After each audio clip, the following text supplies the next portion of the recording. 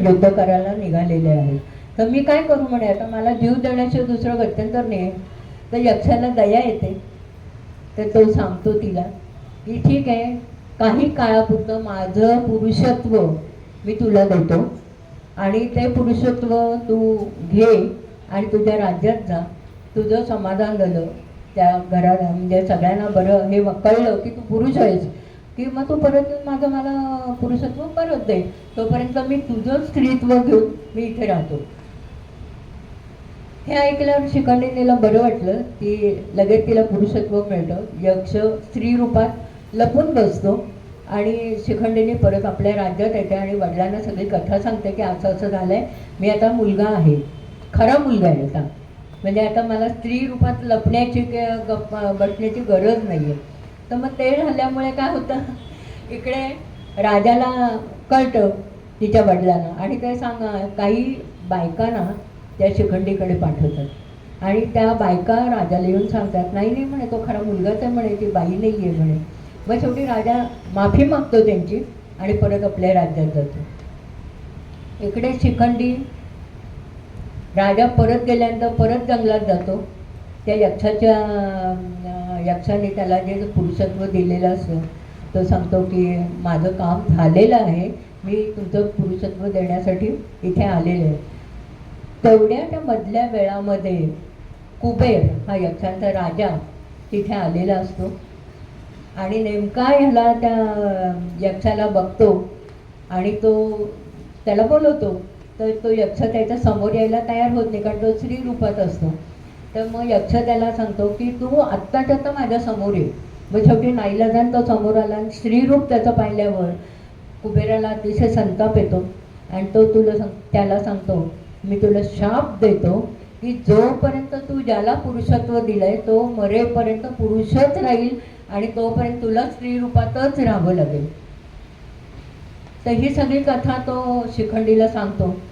तू नशिबान आहेस म्हणे, तुला पुरुष रूप मिळालेलं आहे आणि तू शेवटपर्यंत पुरुष रूपातच राहणार आहेस, तर तू तुझ्या घरी परत जा.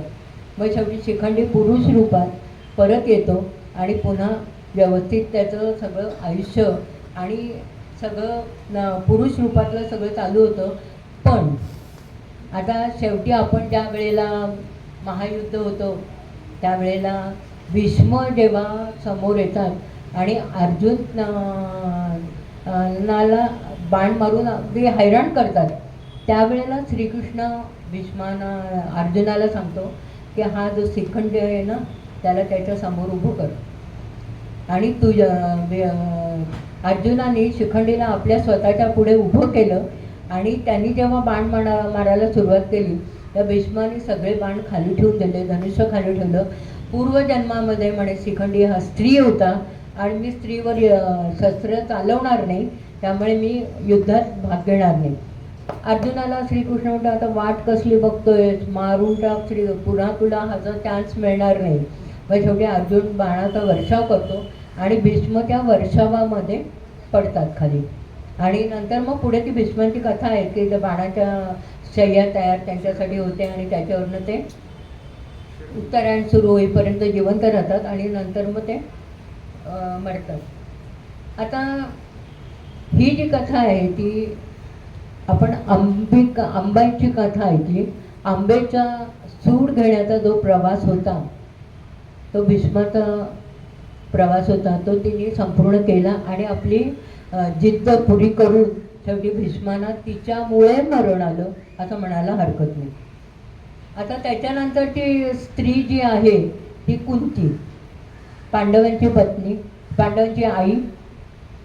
तिचा यदुवंशीय राजा शूरसेन याची ती मुलगी होती आणि तिचा जो शूरसेनाचा जो भाऊ होता कुंतीभोज म्हणून, त्याला मुलबाळ नव्हतं, म्हणून शूरसेनाने आपली मुलगी कुंतीभोजाला दत्तक दिली आणि म्हणून तिचं नाव कुंती पडलं आणि पुढचं संपूर्ण आयुष्य ती कुंतीभोजाबरोबर म्हणजे पिता म्हणून तिने त्यांना मान्य केलं. त्यानंतर कुंतीचा विवाह पांडू बरोबर झाला. हस्तिनापुरात ती परत राहायला आली आणि हस्तिनापुरात आल्यानंतर पांडू बरोबर रेग्युलर तिचं हे चालू झालं आणि याच्यामध्ये एक त्यांचं रिलेशनशिप म्हटलं तर अशी आहे की ती कुंती ही शूरसेनाला 2 मुलं होती. एक वसुदेव आणि ही कुंती. पृथा नाव होतं त्यावेळेला तिचं. तर वसुदेव म्हणजे कोण? श्रीकृष्णाचा पिता. म्हणून कुंती ही श्रीकृष्णाची आत्या होती. त्यांचं नातं आत्या आणि भाच्याचं नातं होतं. आणि विवाहापूर्वी परत एक कथा आपण थोडं मागे जाऊ. विवाहापूर्वी कुंतीच्या आयुष्यामध्ये दुर्वास ऋषी आले आणि दुर्वास ऋषीने त्याचं संपूर्ण ते म्हणजे भडकू डोकं अतिशय भडकलेलं असायचं, तापट स्वभाव असायचा. पण कुंतीने त्यांची इतकी मनापासून सेवा केली, कारण यांनी कुंतीबोधांनी सांगितलं की मी दुर्वासांना तुझ्या ताब्यात दिलंय, तू त्यांची व्यवस्थित काळजी घे आणि त्यांना हे कर, सन्मानपूर्वक वागव. तर त्याप्रमाणे तिने त्यांची खूप काळजी घेतली, त्यांची व्यवस्थित व्यवस्था केली, सगळं चांगलं केलं. तर दुर्वासांनी तिला वर दिले आणि एक मंत्र सांगितला आणि त्या मंत्राने तू कोणत्याही देवाला तो मंत्र अभिमंत्रित केला तर तो देव तुझ्या समोर येऊन तुझ्याशी संबंध ठेवून तुला त्याच्यापासून पुत्र होईल, हा वर होता. तर ती दुर्वासाने म्हणाली, महाराज म्हणे मी कुमारी आहे, मला हा वर देऊन तुम्ही काय कारण म्हणजे तुला तो उपयोगी पडेल, राहू दे, हरकत नाही. तर एक दिवसाची सध्यात उभी असताना तिला सूर्याकडे तिचं लक्ष गेलं आणि सूर्याकडे लक्ष गेल्यानंतर तिने सहज मनात तो मंत्र म्हटला गेला. सूर्य प्रत्यक्ष तिच्या समोर आला आणि मग ती घाबरली. ते म्हणाले मंत्र खरा ठरला, मला वाटलं नाही एवढे मंत्र खरा होईल म्हणून. तर मग शेवटी सूर्याने सांगितलं, मी तुझ्याशी संबंध ठेवल्याशी जाऊ शकत नाही, कारण दुर्वासांनी दिलेला मंत्र आहे तो. तर ती म्हणते मी कुमारी काय, मी कसं हे करू म्हणे. ते काही नाही म्हणे, त्याला माझा आता काही इलाज नाही, मी परत जाऊ शकत नाही. मग शेवटी कुंती आणि सूर्याचा संबंध येऊन तिला जो पुत्र होतो त्या पुत्राचं नाव कर्ण. त्यानंतर तिचा विवाह पांडूशी होतो. पांडूशी विवाह झाल्यानंतर ते व्यवस्थित त्यांचं चालू असतं आयुष्य. पांडू राजकारणात असतो, ती महाराणी असते. धृतराष्ट्र गांधारीशी त्याचाही विवाह झालेला असतो. त्यानंतर पांडूचा दुसरा विवाह माद्री नावाच्या राजकन्याशी होतो. मद्र देशाची राजकन्या असते ती, तिच्याशी पण विवाह होतो. 2 पत्नी असतात. त्यानंतर एक दिवस पांडू शिकारीसाठी जंगलात गेलेला असताना चुकून त्याचा बाण एका ऋषीला लागतो आणि ऋषी असतात. तर त्यांना जो बाण लागला ते ऋषी हरणाच्या रूपात असतात आणि त्याचा संबंध चालू असतो बायकोशी, ती पण हरणीच्या रूपात असते. आणि ते नेमके मरणांतक अवस्थेला येतात बाण लागल्यामुळे आणि ते पांडूला शाप देतात. आणि पांडूला शाप दिल्यानंतर तो शाप असा असतो की ज्या वेळेला तू तुझ्या पत्नीशी संबंध ठेवशील त्या क्षणाला तू मरण पावशील. त्यामुळे पांडू म्हणतो, आता माझ्या आयुष्यात काही अर्थच उरला नाही आहे, काय राहण्याचं हे राहिलं नाही आहे. तर तो जंगलात तपश्चर्या करायला निघून जातो. तर कुंती आणि माद्री पण म्हणतात, नाही नाही आम्ही तरी दोघी इथे राहून काय करणार, आम्हाला नाही मूल नाही बाळ, आम्ही कशाला इथे राहू. मग त्या परत येतात इकडे, याच्याबरोबर निघतात आणि त्याही जंगलात त्याच्याबरोबर राहायला लागतात.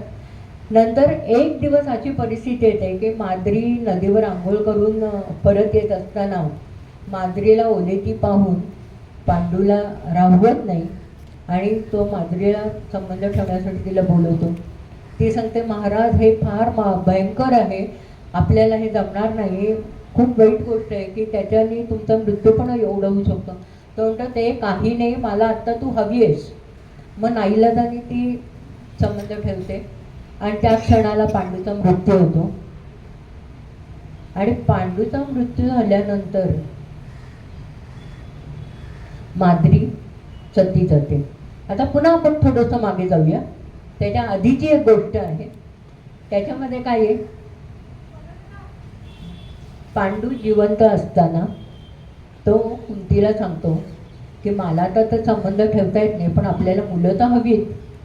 मला कुंती मग त्याला सांगते की मला असा असा दुर्वासाने वर दिलेला आहे, तर आपण त्याचा उपयोग करू शकतो का. तर पांडू म्हणतो ठीक आहे ना, कर ना म्हणे. मग ती 3 देवांशी संबंध ठेवते. यमधर्मापासून धर्मराज होतो, इंद्रापासून अर्जुन होतो आणि वायूपासून भीम होतो. अशा 3 मुलांचा जन्म होतो. त्यानंतर माद्री म्हणते मला मुलबाळ नाही आहे, पण मला नको काही. मग ती कुंती तिला तो मंत्र शिकवते आणि तिला सांगते तू पण मंत्र म्हण. मग ती इतकी हुशार असते की अश्विनी कुमार जुळ्या मुलांना देवांना बोलवते. त्यामुळे तिला 2 जुळी मुलं होतात, ती नकुल आणि सहदेव. तर अशा 5 मुलांचा जन्म या 5 देवांपासून झालेला असतो. आणि कुंती, माद्री आणि माद्री शेवटी मग काय पांडूच्या ज्या मृत्यूनंतर ती स्वतः सती जाते आणि सती जाताना ती आपली 2 मुलं कुंतीकडे सोपवते आणि कुंतीला सांगते की माझ्याही 2 मुलांना तुझ्या मुलांप्रमाणे सांभाळ, मी आता काही जिवंत राहणार नाही, मी महाराजांबरोबर सती जाते. त्यानंतर मग कुंती म्हणते की मी काय करू आता म्हणे माझं आयुष्य. मग ती म्हणते माझ्या मुलांचा जो हक्क आहे हस्तिनापूर राज्यावर, ते राज्याचा हक्क आणि हे सगळं मी का सोडावं. त्यामुळे मग कुंती परत हस्तिनापुरात येते, माहेरी जात नाही 5 मुलांना घेऊन. नंतर धृतराष्ट्र तोपर्यंत राज्यावर बसलेला असतो.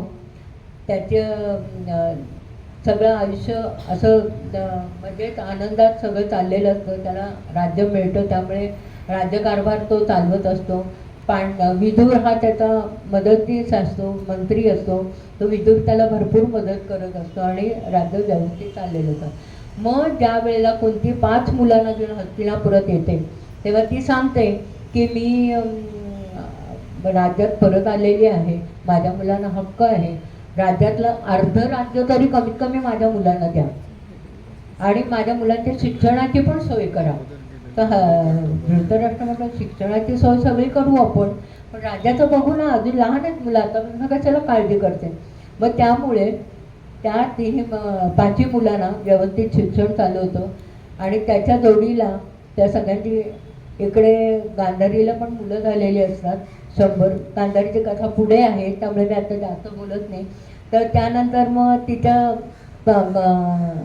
दुर्योधन, दुःशासन हे सगळे आणि कुंतीचे 5 पांडव हे सगळे शिक्षण घेतात. प्रत्येक ठिकाणी अर्जुन युद्धकलेमध्ये हुशार ठरतो. जेव्हा गदायुद्ध ज्या वेळेला होतात त्यावेळेला दुर्योधनाला भीम नेहमी पाडत असतो. त्यामुळे दुर्योधनाचा एकदम खुन्नस असतो त्या भीमावर की त्याला कधी सापडेल तेव्हा त्याला कसं आपल्याला हे करता येईल, खाली पाडता येईल याचा तो प्रयत्न करत असतो. आणि शेवटी कुंतीचं हे सगळं आयुष्य असं पुढे पुढे सुरू राहतं. आणि कुंतीच्या आयुष्यामध्ये पुढच्या कथानकामध्ये ज्या वेळेला महायुद्ध संपतं, त्या महायुद्ध संपल्यानंतर 16 वर्ष धृतराष्ट्र, कुंती आणि गांधारी याच्यामध्ये राहत असतात हस्तिनापुरात. पण भीम धृतराष्ट्राला अतिशय त्रास देत असतो आणि भयंकर वाद आणत असतो त्याला आपल्या याच्यामध्ये. म्हणतात त्याला की तू म्हणे माझं हे केलंस, आमचं राज्य हे केलंस, अमुक तमुक, आज युद्धामध्ये सगळे माणसं मेली त्याला कारण तू आहेस, तू जबाबदारी घेतलीस नाही, असं तसं त्याला खूप बोलत असतो.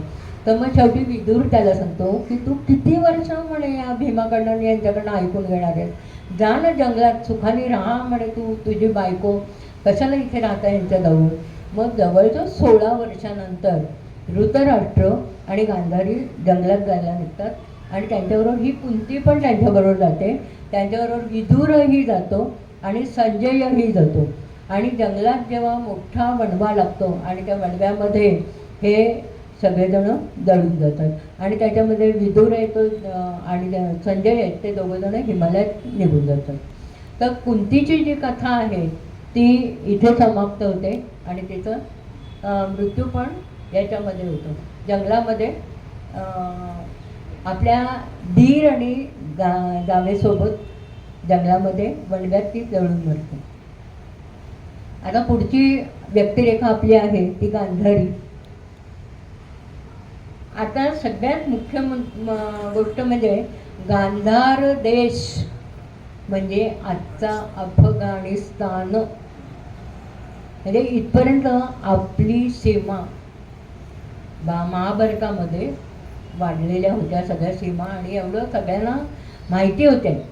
आणि गांधार देशाची जी राजकन्या गांधारी, तिचा विवाह धृतराष्ट्राशी करायचं ठरतं. तर धृतराष्ट्राची विवाह करण्यापूर्वी पुन्हा मागची कथा थोडंसं आपण मागे पुढे असं घेतोय मुद्दाम. तर मागची कथा सांगायची म्हणजे गांधारीला त्यांच्या राज्यातले ज्योतिषी म्हणजे तिच्या वडिलांना सांगतात की तिचा पहिला पती लगेच मरणार आहे. तर त्यामुळे तिचे वडील एका बकऱ्याशी तिचा विवाह लावतात आणि बकऱ्याला बळी म्हणून मारून टाकतात. आणि त्यानंतर मग धृतराष्ट्राचं त्यांच्यासाठी हे येतं, प्रस्ताव येतो आणि गांधारीचा विवाह धृतराष्ट्राशी केला जातो. आणि धृतराष्ट्राबरोबर ती हस्तिनापुराला येते. त्याबरोबर तिचा भाऊ तिचा भाऊ हा शकुनी मामा हा तिच्याबरोबर येतो. आणि या शकुनी मामाची कथा आता परत आपण परत मागे जाऊ थोडंसं. सुबल राजा हा गांधारीचा पिता आणि शकुनी हा तिचा भाऊ. तर सुबल राजाला धृतराष्ट्र तुरुंगात टाकतो, कारण त्याला चुकीची बातमी मिळालेली असते की ही गांधारी पहिला विवाह होऊन विधवा झाली आणि आपल्याशी दुसरा विवाह तिने केला. पण तो कोणाशी केला, काय केला ते त्याला काही माहिती नसतं. मग सुबल राजा जो असतो त्याला आणि त्याच्या संपूर्ण कुटुंबियांना तो तुरुंगात टाकतो. आणि तुरुंगात टाकून दुष्टपणा इतका की एका माणसाचं जेवण फक्त तो त्या सगळ्या जवळजवळ 15-20 कुटुंबियांना देतो आणि सगळे उपाशी राहतात. तर सुबल सांगतो राजा, हा माझा शकुनी मुलगा आहे ना, तुम्ही तुमचं सगळ्यांचं जेवण त्या शकुनीला द्या आणि तो जिवंत राहू दे, आपण सगळे मेलो तरी चालेल. मग सगळ्यांचं जेवढं जेवण आहे ते सगळं जेवण हे शकुनी मामाला दिलं जातं आणि शकुनी मामा जिवंत राहतो. आणि हळूहळू करत हे सगळे कुटुंबीय मरतात. आणि मरताना काय करतात, शकुनीच्या पायाचं हाड जे आहे ना ते मोडतात. का कशासाठी, की खून म्हणून, की तू हे सूड घ्यायचं आहे आपल्याला धृतराष्ट्र आणि कुरु घराण्याचा, हे तुझ्या कायम लक्षात राहावं म्हणून तो शकुनी लंगडत चालत असतो. त्याला एका पायाने चालता येत नाही. आणि शेवटी मग शकुनीला गांधारी रिक्वेस्ट करते याला धृतराष्ट्राला, माझा एकटा भाऊ उरलाय त्याला तरी सोड. मग शेवटी धृतराष्ट्र त्याला सोडवतो आणि तो कायम हस्तिनापुरात गांधारीबरोबर राहतो. पण त्याच्या डोक्यात एक असतं की या कुरुकुलाचा आपण सत्यानाश करायचा आहे, पूर्ण निर्वंश करून टाकायचं आहे आणि त्यासाठी मी इथे याच्यात राहायला आलेलं आहे हस्तिनापुरात. त्यामुळे काय होतं, पांडव कौरवांचं युद्ध चालू होतं. गांधारी विवाहानंतर डोळ्याला पट्टी म्हणजे त्या माहिती गोष्टी त्या मी सांगत नाही आहे. तर गांधारी डोळ्याला पट्टी बांधते आणि पूर्ण आयुष्य असं. आणि आंधळ्या बापाचे पुत्रही तेवढेच अंध वृत्तीचे असतात. दुर्योधन दुःशासन किती महाभयंकर लोक असतात. द्रौपदीचा मान अपमान केलेला असतो. बऱ्याच गोष्टी त्यांनी अशा केलेल्या असतात. त्या द्रौपदी पर्वामध्ये आपण बोलूया पुढे. तर गांधारी एकदा युद्ध चालू असतं त्याच्या आधी दुर्योधनाला आपल्याकडे बोलवते आणि त्याला सांगते की तू निर्वस्त्र माझ्यासमोर येऊन उभा राहा. तर श्रीकृष्ण त्याला मध्येच गाठतो नदीवरनं आंघोळ करून येताना. तर तो, आई असली तरी काय झालं, तू निर्वस्त्र राहणार, काय लहान बाळ आहेस का तू, काहीतरी घालून जा, तसा नको तो. मग तो आपल्या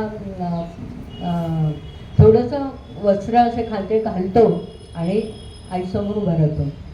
तर ती पट्टी सोडते आणि दुर्योधनाकडे पाहून त्याचं संपूर्ण शरीर लोहासारखं ते तिथं तयार होतं, कारण तिच्यामध्ये ती पातिव्रत्य धर्माचा तो तिला त्याचा फायदा मिळतो आणि ती दुर्योधनाला एकदम लोहसारखा तिचं शरीर बनवते. पण ती बघते तर हे त्यांनी एक त्याचा हे अधूर राहतं, कारण त्यांनी तिथे वस्त्र घातलेलं. त्यानंतर मग काय होतं, पुढे खूप मोठं युद्ध होतं. कुरुकुलाचा संपूर्ण नायनाट होतो. कुरुकुलाचा नायनाट झाल्यानंतर दुर्योधन एका ठिकाणी असा मृतावस्थेत पडल्यासारखा असतो. तेव्हा तो कृष्णाला विचारतो, तू का असं हे केलंस म्हणे, प्रत्येक ठिकाणी तुझ्या खोटेपणामुळे माझी मोठे मोठे योद्धे आणि हे सगळे मेलेले आहेत, आणि कारण तू आहेस. महाभारतातलं युद्ध आम्ही हारायला कारण तू आहेस, अर्जुनापेक्षा सुद्धा कारण मुख्य तू आहेस. तर तो श्रीकृष्ण असतो तो थोडं ऐकून घेणार आहे. तो म्हणाले, तू अश्वत्थाम्याने माझ्या द्रौपदीची सगळी मुलं मारली,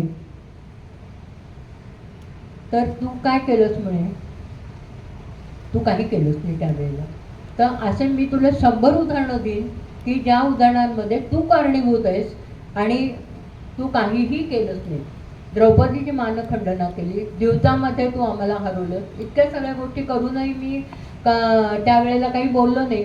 आज तुझी ही परिस्थिती आहे, त्यामुळे तू आता भीमाच्या हातून मरणार आहेस.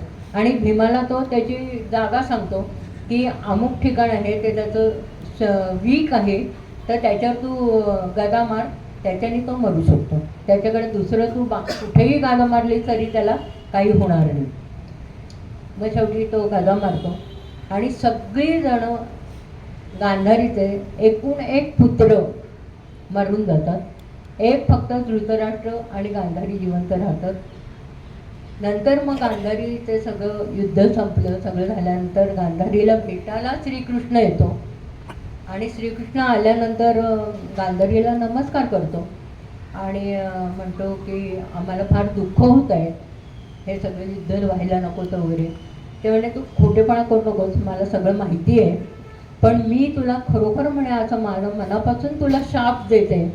गांधारीने श्रीकृष्णाला दिलेला शाप हा असा आहे की गांधारी सांगते, आमचं जसं कुरुकुल संपूर्ण नाश केलं तसं तुझं जे यादव कुल आहे तेही असंच नाश पावणार आहे आणि तेही आपापसात लढूनच नाश होणार आहेत. आणि तू जी द्वारका बसवलेस ना ह्याची, ती समुद्रात बुडून जाणार आहे आणि तुलाही असाच मृत्यू येणार आहे. श्रीकृष्ण म्हणतो, ठीक आहे ना, हरकत नाही, हे होणारच आहे.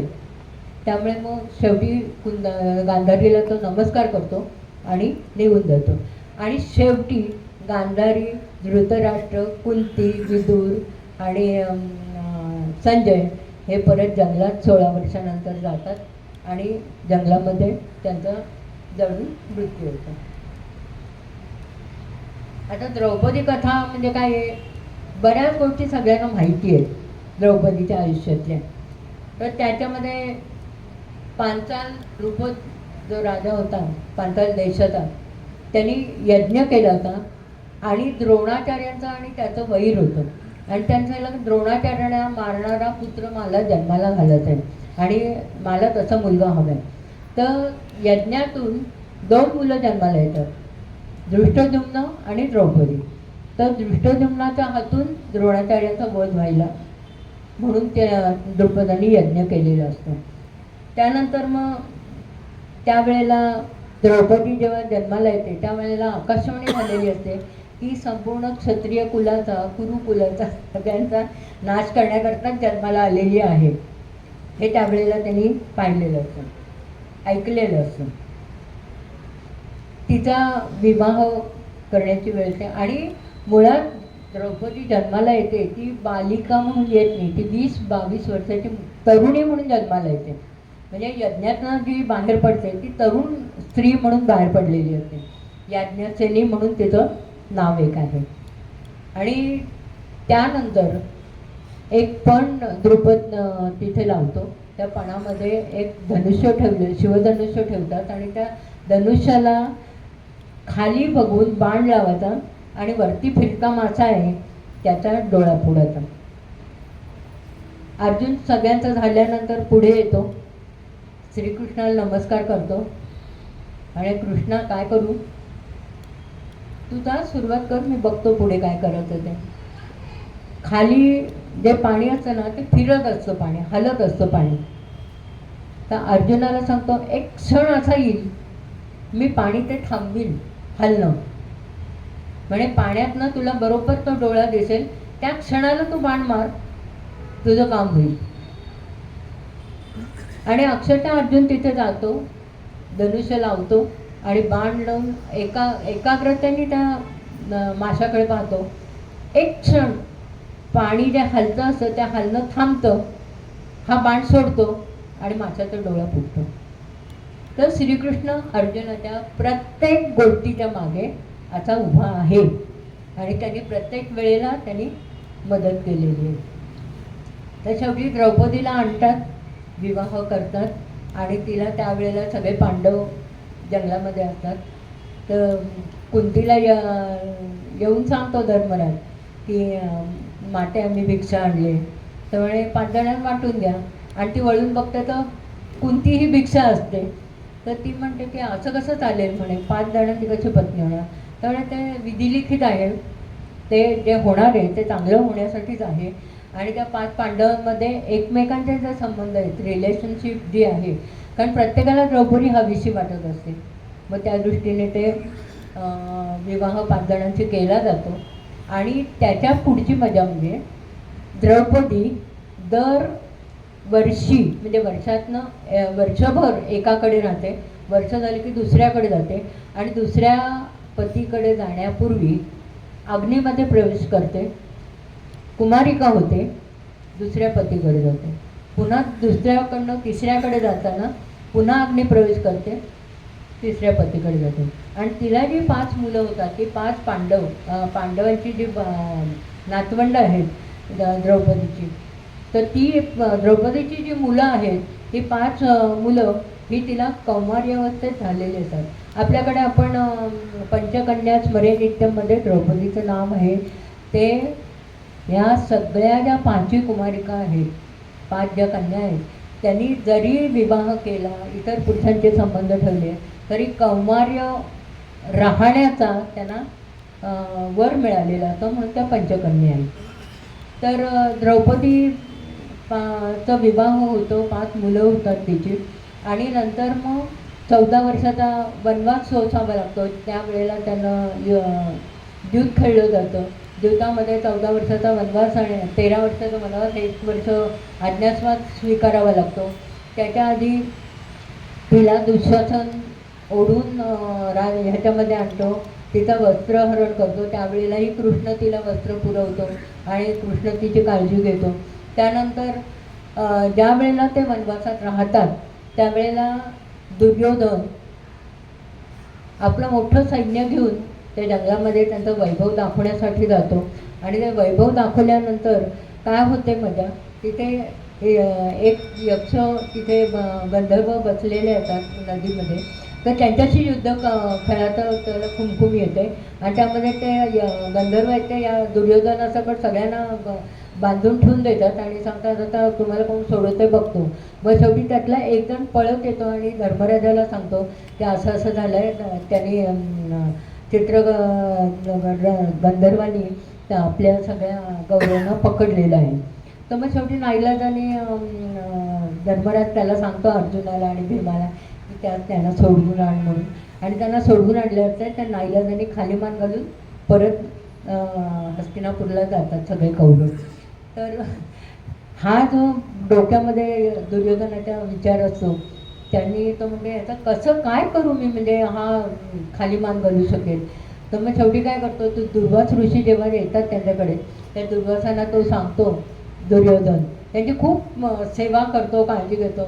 मग दुर्वास प्रसन्न होतात आणि त्याला विचारतात की काय करायला हवं मी तुझ्यासाठी. तर दुर्वासांना तो सांगतो की हे बघा, आता सगळे पांडव आहेत ना, ते जंगलामध्ये एका ह्याच्यामध्ये राहतात. तुम्ही त्यांच्याकडे जा, तुमच्या सगळ्या हजारो काय तुमचे शिष्यगण आहेत त्यांना सगळ्यांना घेऊन आणि त्यांच्याकडे जेवणाची मागणी करा. दुर्वास म्हणतो ठीक आहे, तुझी इच्छा आहे ना, जातो मी. तर मग दुर्वास जातात आणि धर्मराजाला सांगतात की आम्ही इतकी जणं आहोत, सगळेजण आमची आता जेवणाची सोय करू. तर द्रौपदीकडे एक थाळी असते. त्या थाळीमध्ये द्रौपदीचं जेवण झाल्यानंतर थाळी विसळून पालथी टाकली की त्यानंतर त्या थाळीतनं काही मिळत नाही. अशा वेळेला दुर्वासांना त्यांनी सांगितलेलं असतं जा आणि मागा, की त्यानंतर त्या थाळीचा काही उपयोग होत नाही. तर ती थाळी धुवून तिने पालथी टाकलेली असते. दुर्वास जातात की मला आता भूक लागली आम्हाला सगळ्यांना, तू वाढ जेवायला. तर धर्मराज सांगतो ठीक आहे, तुम्ही नदीवरनं आंघोळ करून या, तोपर्यंत आम्ही सगळी सिद्धता ठेवतो. ते नदीवर आंघोळीला गेल्यानंतर द्रौपदी श्रीकृष्णाला विनंती करते, कृष्ण माझ्यावर इतका वाईट प्रसंग आला तर मला मी काय करू या लगे, मी आता काही करू शकत नाही, काही देऊ शकत नाही. तर श्रीकृष्ण तिथे येतो आणि आल्यानंतर तिला सांगतो बघू तुझी थाळी कुठे ठेवली असती. ती थाळी त्यांना दाखवते. त्या थाळीला पाठीमागे एक पान चिकटलेलं असतं. तर ते पान तो खातो आणि ढेकर येतो आणि माझं पोट भरलं म्हणाला, आता काही नको मला. आणि काय होतं त्या क्षणाला दुर्वास आणि त्यांचे जे ऋषी असतात नदीत स्नान करत असतात त्या सगळ्यांची पोटं भरतात आणि ते ढेकरा देत देत बाहेर येतात. ते म्हणतात आता आम्ही एक कणही त्या धर्मराजाच्या घरी जाऊन खाऊ शकणार नाही, आपण इथनंच पळूया. आणि ते सगळेजण पळून जातात.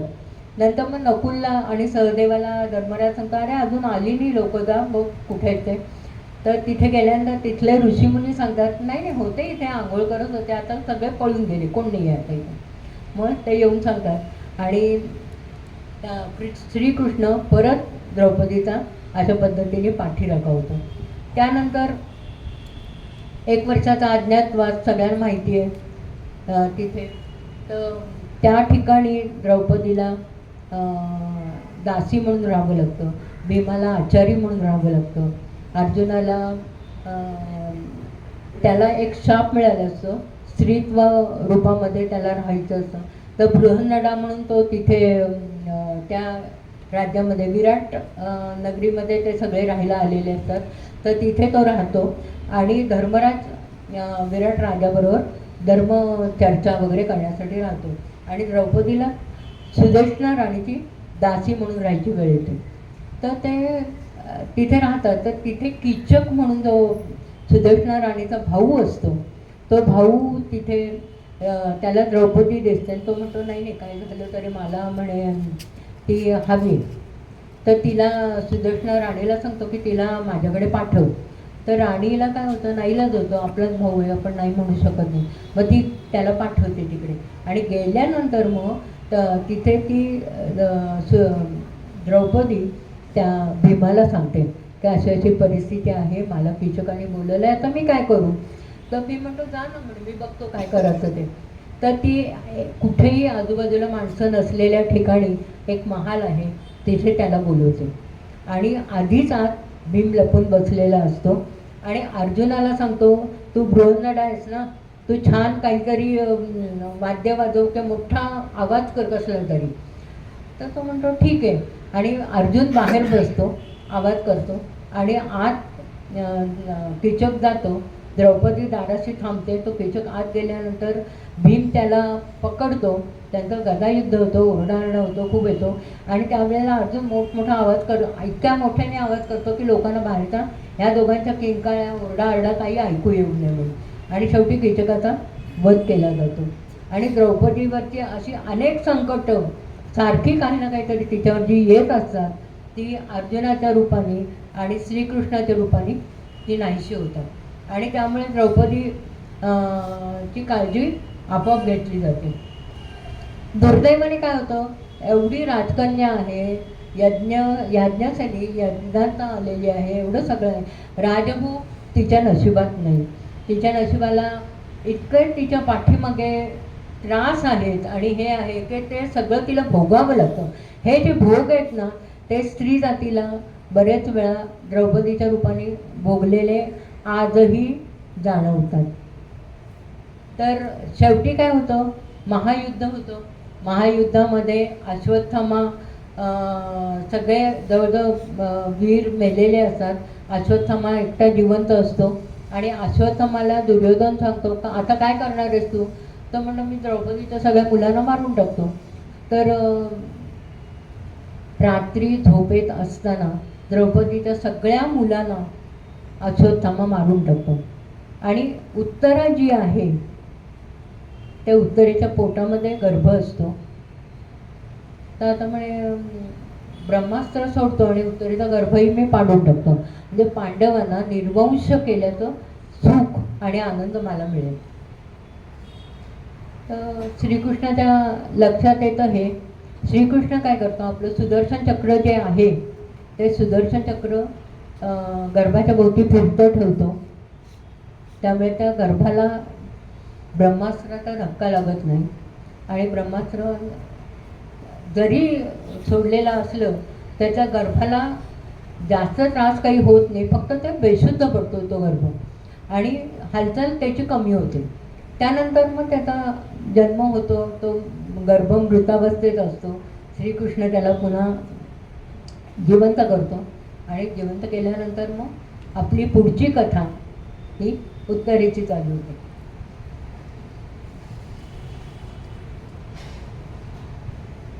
एक 5 मिनिटात संपेल.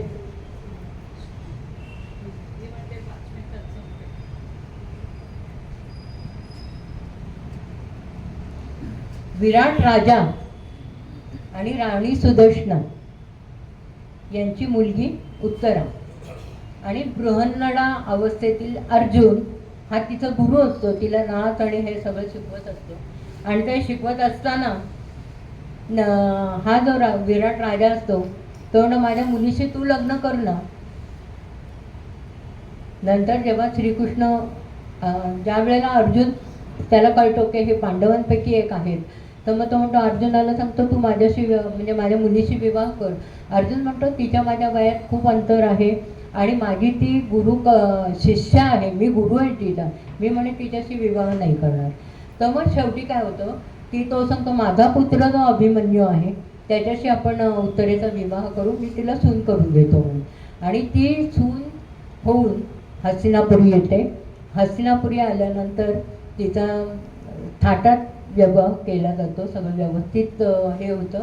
आणि ती दुर्दैवी अशी आहे की 15व्या वर्षी तिचा विवाह होतो. 16 वर्ष हा मेल्यामुळे ती विधुरावस्था तिला म्हणजे वैधव्य प्राप्त होतं आणि त्यावेळेला तिचा पुत्र जन्माला येतो, तोही मृत्यूअवस्थेत आहे. नंतर युद्धाच्या वेळेला तिचे वडील, तिचा भाऊ, तिचा मुलगा, तिचा पती सगळे युद्धामध्ये मरण पावलेले असतात आणि शेवटी आयुष्यभर तिला एकटीला राहायची वेळ येते. आणि अश्वत्थामा ज्या वेळेला असतो तो अश्वत्थामा द्रौपदीच्या सगळ्या पुत्रांना छावणीत शिरून सगळ्या मुलांना मारून टाकलेलं असतं. त्यामुळे द्रौपदीचेही सगळे पुत्र तिचे दीर सगळे मेलेले असतात. तर या काळामध्ये द्रौपदी उत्तरेचा जो पुत्र जन्माला येतो त्या मुलाचं नाव परीक्षित. तर परीक्षिताचा जो जन्म आहे तो मृतावस्थेत होऊन तो परत जन्माला येतो आणि त्याची आठवण म्हणून त्याचं नाव परीक्षित ठेवलं जातं. आणि परीक्षिताच्या जन्मानंतर आपलं आत्ताचं जे कलियुग आहे ते सुरू होतं आणि कलियुगाची सुरुवात महाभारत युद्ध संपल्यानंतर परीक्षिताच्या जन्मानंतर कलियुग सुरू झालेलं आहे. आणि परीक्षित 60 वर्ष जगतो आणि 60 वर्षानंतर तोही मरतो आणि त्याच्या मुलाचं नाव परीक्षिताच्या जनमेजय. आणि त्या जनमेजयाची पण कथा खूप मोठी आहे, पण आता उत्तरेशी संबंधित आपली ती कथा जास्त येत नाही आहे.